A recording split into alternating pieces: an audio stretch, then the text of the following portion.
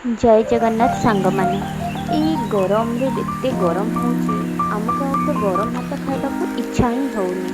तेणु करिकी चलतु आज प्रस्तुत करबा पखाळ सांगकु शाग आलू चकटा छतु मसला